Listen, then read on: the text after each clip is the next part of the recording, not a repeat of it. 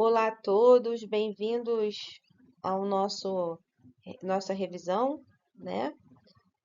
Aqui a gente vai falar um pouquinho sobre Sartre, sobre também os autores principais do humanismo e um pouquinho sobre alguns conceitos essenciais da Gestalt terapia, aprofundando mais um pouquinho a Gestalt, né? Então, a gente já conversou bastante sobre isso em sala, né? Mas eu acredito que esse contexto histórico ele é importante, né? Porque ele nos coloca nesse momento de crise mundial, uma crise moral, uma crise política, espiritual, que ocorreu após a Segunda Guerra Mundial, né? Onde, vamos colocar assim, as pessoas começaram a, a não acreditar tanto assim mais naqueles valores que tínhamos, né? Os valores de crença no mundo melhor, né? Na verdade, o mundo estava destruído, tá? E aí surge Sartre, né? Com essa defesa, né? Que o existencialismo ele é um humanismo, né? Ele fez isso inclusive para se defender de críticas que acusavam ele de ser uma pessoa pessimista, né? Então, mas aí ele coloca o ser humano como o centro, né, da nossa existência. Por que a gente fala que é humanismo, né? O humanismo é porque valoriza o ser humano, né? Como criador de sentido e responsável por si mesmo. Então, o Sartre, ele não vê, né, o ser humano como determinado por forças externas, né?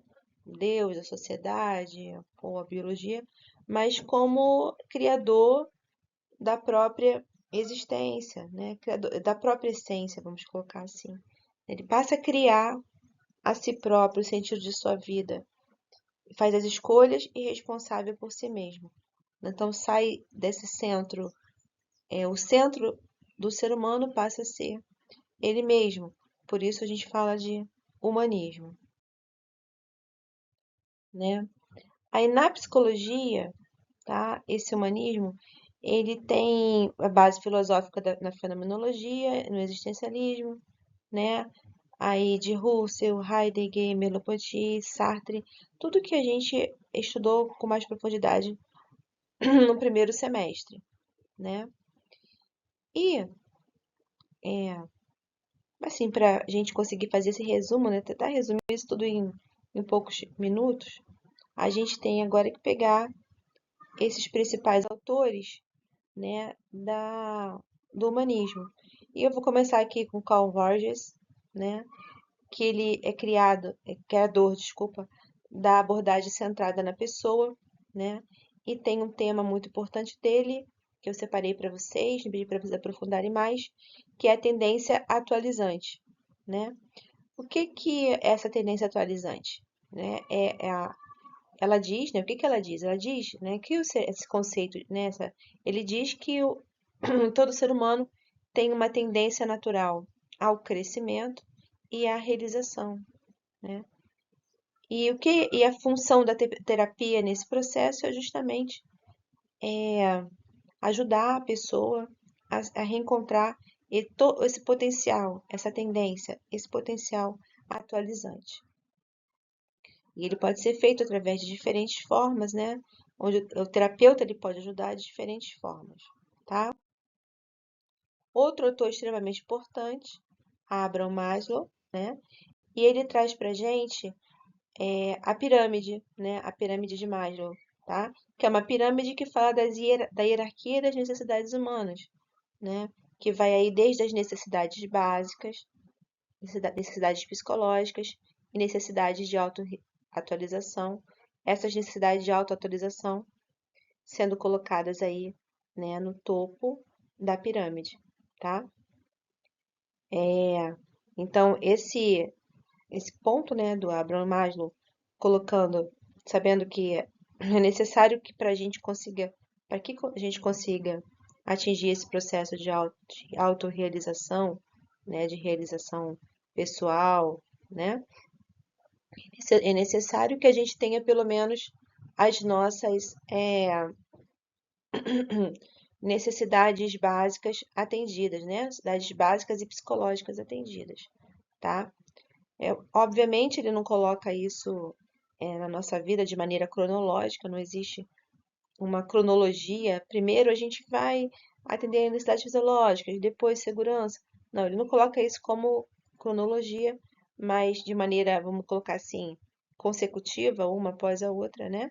Mas ele mostra pra gente que existem essas necessidades e que elas são importantes e elas ocorrem de maneira, vamos dizer, não tão cronológica da nossa vida, de maneira tão consecutiva, né? Mas ela acontece, tudo isso acontece meio que ao mesmo tempo, né? Mas que abalado essa base, né? A gente tem maior dificuldade de alcançar a autoatualização, tá? Então, cada base, cada camada desse existir da gente, né? Ela se refere a algum tipo de forma que a gente tem para se relacionar com o mundo, né? Outro tema importante aqui, que a gente, claro que tem muitas coisas para falar desses autores, mas estou falando, tô pegando o principal, né, para a gente fazer o resumo para a prova, tá? E eu acho que de Rolomei, um ponto muito importante dele são essas polaridades existenciais, né? Nós temos a polaridade, né? Segundo ele, né? O sofrimento ele é provocado justamente por um desequilíbrio entre os nossos polos de existência. E qual seria o papel do psicólogo, do terapeuta, né? Seria justamente ajudar a pessoa, né, o cliente, a perceber essas polaridades, né, esse desequilíbrio, né, perceber esse desequilíbrio e integrar esses opostos, integrar essas polaridades. Que polaridades seriam essas? Temos aí o ser versus o não ser, né? Ou seja, o viver de modo autêntico de acordo com aqui o ser é isso, né? Viver de modo autêntico, tá? Ou o não ser, que é viver de acordo com a morte, com o medo, com a perda, né? Com o vazio. Ou seja, a gente pode viver em função da gente, do ser, ou viver em função de todas essas situações. Então, o ideal não é negar nenhum polo, nenhum outro, mas integrá-los, né? Buscar um equilíbrio para viver isso de maneira mais, vamos dizer assim, saudável, né? Saudável seria isso. E temos também aqui outra polaridade dele, importante, que é a liberdade versus destino, né? É, a gente, a gente deve pensar até que ponto posso escolher e o que não posso controlar, né? Então, a liberdade tem a ver com essas escolhas que a gente faz, e o destino tem a ver com o nosso contexto, o que a gente vive, né? E que a gente não tem tanto controle a respeito disso tudo, tá? Outra polaridade, o amor versus a vontade, né? Ele coloca o amor aí, né? Como um desejo, onde a gente acaba vivendo escolhida, né? Em função do nosso desejo de afeto, nosso desejo de união, né? Em função disso, ou como afirmação de nós próprios, né? Então, essa vontade ele coloca como oposto o amor, no sentido de viver em função do afeto e do desejo da união, ou viver em função de nós mesmos, né? A coragem versus também a ansiedade, uma outra polaridade, né? A coragem é um momento é o movimento, né, de enfrentar as coisas, o que está o que aparece pra a gente enfrenta isso com coragem ou a gente para, né, em função da ansiedade. Então você vê dois polos aí, né? A ansiedade como forma de, talvez uma ansiedade extrema de um lado, levando à paralisação, levando a não busca, né, de enfrentamento das coisas, e de um outro lado a coragem como você está em movimento excessivo, se a gente botar também ali em um oposto, sempre enfrentando tudo demais, né? Então, o ideal seria integrar esses polos, equilibrar esses polos e não separá-los, tá? Outro autor muito importante, que é o criador da logoterapia, né? Que sobreviveu aí aos campos de concentração nazista, e ele escreveu uma obra muito importante chamada Em Busca de Sentido, né? Então, assim, o que a gente tem principal da logoterapia é essa busca de sentido, é justamente isso, né? O foco da psicoterapia, desculpa, da logoterapia, né? É essa busca de sentido, né? Então, enfim, ele usava o diálogo socrático para a gente tentar descobrir e entender, né, qual o sentido, ou seja, despertar a consciência, o que na Gestalt terapia é chamado de tomada de consciência, tá? Então, para Viktor Frankl, o ser humano é movido pela vontade de sentido, né? E aí ele traz algumas técnicas em relação a isso, tá? E ele acredita que nós podemos buscar esse sentido, né? Através de três vias principais, tá? Que é pela criação, pela vivência e pelo sofrimento.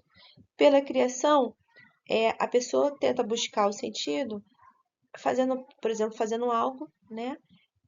Que, vamos colocar assim, né? Que permite, né? Que ela crie, né?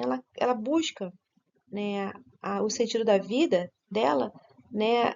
Por exemplo, se ela estiver sofrendo, ela pode tentar buscar o sentido da vida dela na criação, na realização de trabalhos, em deixar alguma contribuição para a sociedade, em realizar um projeto da vida dela, um projeto de arte, um professor, por exemplo, através de um projeto de ensino, né? Outra forma é pela vivência, né? Amar, valorizar o amor, o contato com o ser humano, as experiências significativas, apreciar a beleza da vida, né? Ou até pelo sofrimento, transformando esse sofrimento, né, em algo maior, por exemplo, em uma luta relativo a determinado tema para a vida dela, né? Enfim, usar o sofrimento com um propósito, transformar esse sofrimento em um propósito, né? Como aqui o exemplo, né? Um luto ou uma doença levando à descoberta de valores mais profundos, tá? Então, essas são as três vias da logoterapia, né? Tentando resumir aqui, tá ficando um pouco corrido, tá, gente? Mas é assim, né? A gente está fazendo um resumo, tem que caber em poucos minutos, né? Outro autor bem importante é James Morgenthau, né? E ele destacava essa importância da gente viver de maneira autêntica e presente, né? Então ele fala muito do aqui e do agora, né? E é importante também, outra contribuição dele é essa contribuição de que a gente não deve achar que a gente precisa corrigir os sintomas das pessoas, né? Mas, na verdade, encorajar as pessoas, né, a entrar em contato consigo próprios, né? Ou seja, com a sua própria existência, tá? E esse é um ponto importante, né, que ele coloca, né? Ou seja, viver de maneira autêntica é isso, é a pessoa se engajar, entrar em contato consigo próprio, com sua própria existência, recuperando sua presença nesse mundo, a sua liberdade desculpa, a sua intensidade de viver, tá? Ou voltar-se para dentro. Então, o terapeuta, ele tem como papel importante ajudar o cliente a voltar-se para dentro, ou seja, encontrar-se consigo próprio, né? Aí ele coloca aqui alguns dos elementos importantes, né, das principais ideias. Desculpa, aqui nesse slide eu trago para vocês alguns elementos importantes das ideias deles, né? A presença, né? Ou seja, o terapeuta precisa estar total ali, né? Estar presente no processo, né? Estar aberto, sensível e tá realmente engajado emocionalmente na terapia, tá? O diálogo fenomenológico, ele, como a gente já viu lá, né? de Heidegger, Russell, que a descrição, né, Franz Brentano, a descrição da nossa da experiência, né, sem colocar ali a interpretação. O aqui e agora, como eu falei para vocês, trazendo o cliente para o momento da sessão, né? É o trabalho com a evasão, que a gente precisa identificar e acolher as fugas da nossa própria experiência, né? E do cliente, claro, o papel do terapeuta fazendo isso. Valorizar a liberdade, né? Estimulando as pessoas, né, a reconhecerem suas próprias escolhas e responsabilidades. E a autenticidade, né? Que é essa coisa que a gente falou, né, da pessoa voltar-se para si, conectar-se com si próprio, buscando a sua própria existência, né? A forma mais verdadeira e conectada de viver, né?